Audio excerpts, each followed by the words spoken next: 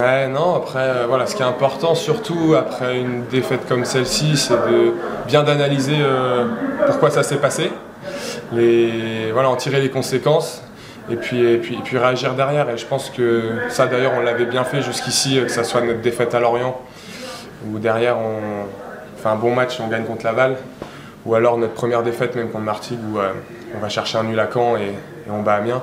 Donc voilà, c'est vraiment... regarder ce qui s'est passé, tirer les conséquences, savoir pourquoi on a été moins bien. Et puis non, après ça reste une semaine classique d'entraînement, faut surtout pas se morfondre ou avoir le moral dans les chaussettes.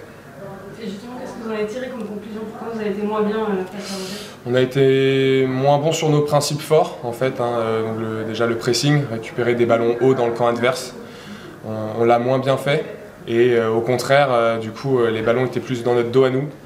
Donc voilà, on a plus subi que d'habitude, contre une équipe qui nous avait pour le coup en plus bien analysé. Voilà. Parce que c'est le genre de truc aussi qui fait du bien face à un petit retour sur terre, c'est vrai que tout allait très bien, voilà, troisième. Ouais, après on va pas se cacher, hein, quand ça gagne on a envie que ça continue. Ça provoque aussi une dynamique positive, ça fait du bien à tout le monde de gagner. Alors oui, des fois un petit rappel à l'ordre avec une défaite, ça peut faire du bien, mais bon, on préfère surfer sur la bonne dynamique, c'est sûr. Maintenant, place à la coupe, ça arrive au bon moment, là, cette entrée dans la Coupe de France. Ouais, ça fait du bien. Bah, moi personnellement, en plus, c'est toujours une compétition que j'affectionne et ça va faire du bien de jouer et d'avoir du temps de jeu dans la compétition vraiment. Comment tu laisses ces périodes, d'habitude, parce que voilà, tu es numéro 2 derrière Flo Escalès, tu arrives à rester concentré dans l'entraînement, sans jouer? Ouais, non, franchement, je le vis très bien, honnêtement. J'ai même envie de dire de mieux en mieux au fil des années. C'est un rôle, un poste qu'il faut accepter, parce que dans le football, voilà, il n'y a pas que des gardiens numéro 1. Des gardiens 2, 3, même 4 professionnels dans certains clubs. Voilà, il faut bien connaître son rôle, toujours se tenir prêt à toutes les éventualités parce qu'on peut être amené à jouer à tout moment, une rentrée en jeu, voilà, tout peut arriver. Et puis derrière, voilà, c'est surtout ne pas se reposer sur ses lauriers, mais toujours aller chercher à concurrencer Flo notamment, parce que c'est comme ça que moi je vais progresser, lui aussi ça va le tirer vers le haut. Et c'est le meilleur moyen de se tenir prêt en fait quand on fait appel à moi. Donc franchement, je le vis bien, mais content en tout cas que la compète arrive, parce que c'est sûr que ça manque un peu quand même, hein, on va pas se le cacher, plus on joue, mieux c'est. Et qu'est-ce qui est particulier sur ces matchs de Coupe de France? Est-ce qu'il y a un petit truc en plus? Ouais, le fait que ça soit l'élimination directe, je pense, vraiment ce côté coup près, on n'a pas le droit à l'erreur. Si on perd, cette compétition-là est finie. Donc c'est ça qui la différencie du championnat, je pense. C'est vraiment ce côté coupe, côté élimination directe. Quel attachement par rapport à la Coupe de France et forcément le parcours de la première saison et ouais, c'est ça. De Marseille. Ouais, c'est un peu comme si, je sais pas, comme si c'était ma compétition en fait.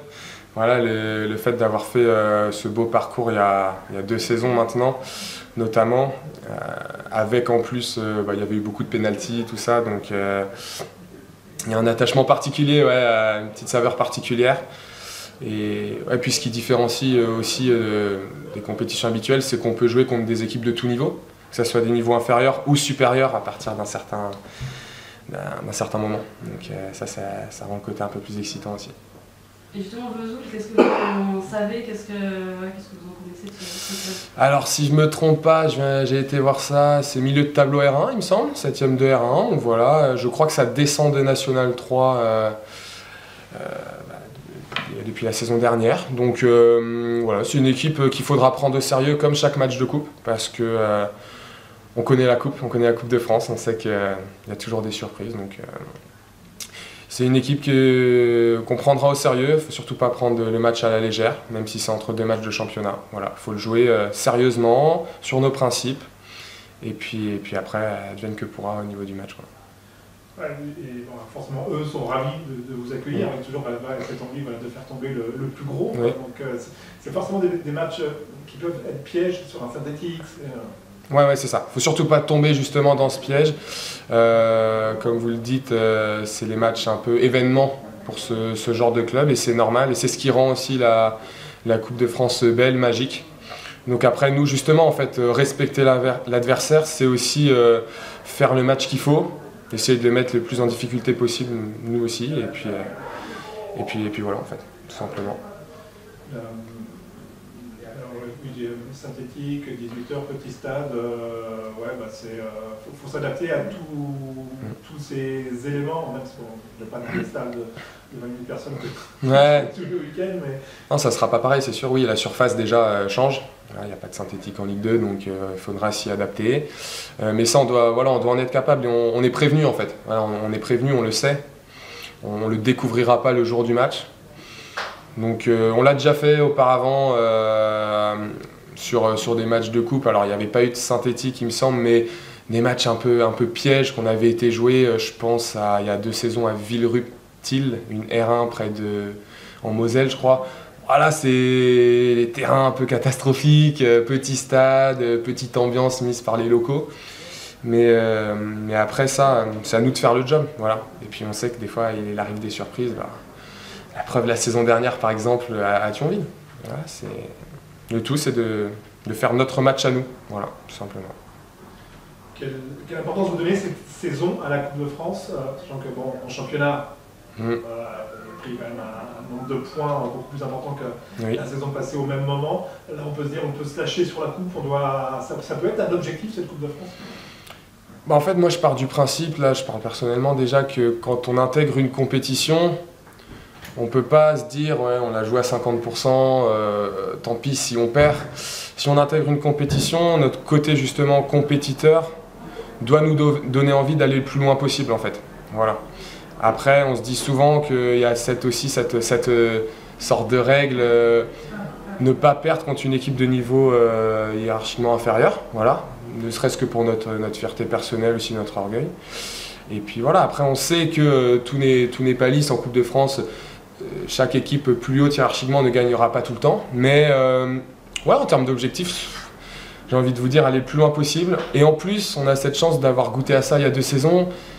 C'était un kiff, quoi. C'était vraiment un kiff. Ça fait vivre d'autres émotions complètement différentes que celles du championnat. Donc pourquoi s'en priver? Après, c'est sûr que des fois, au niveau du calendrier, c'est pas simple parce que ça rajoute des matchs en semaine. Là, pour le coup, c'est pas le cas. En tout cas, sur ce match, et s'il y a qualification sur le prochain aussi, on jouera le week-end. Donc, autant tout faire pour les gagner, aller le plus loin possible. Question en général, comment tu juges le groupe là, depuis plusieurs années maintenant? Ouais. Ce groupe-là, avec les changements qu'il y a eu, l'ossature qui reste, mais aussi pas mal d'arrivées, des jeunes. Ouais. Un groupe déjà uni, je trouve, et avec la parole et la discussion ouverte, je dirais. Moi, c'est ça qui me frappe cette saison, c'est que ça l'a toujours été, mais encore plus cette année, c'est qu'on est capable de se prendre en charge nous-mêmes les joueurs, à regarder la vidéo d'un match et dire ok, ça n'a pas été, là tu dois faire mieux, là tu dois être placé comme ci, comme ça. Et ça, c'est important parce qu'au-delà des directives données par le coach, il y a aussi ce que les joueurs y mettent entre eux et ce qu'ils sont capables de se dire et d'écouter. Et voilà, il y a beaucoup de discussions, de débats et d'écoute. Et je pense que, notamment tactiquement, ça nous permet d'être bien rodés et précis, quoi. Et donc, certains matchs qu'on n'aurait pas gagnés la saison dernière, on les gagne. Certains matchs qu'on aurait perdus, on va accrocher les matchs nuls, par exemple. Et du coup, comptablement, ça fait que c'est bien. Voilà. Moi, c'est ça qui me frappe positivement, en tout cas, dans la vie de groupe. This is the moment we waited for. Everything you want is right.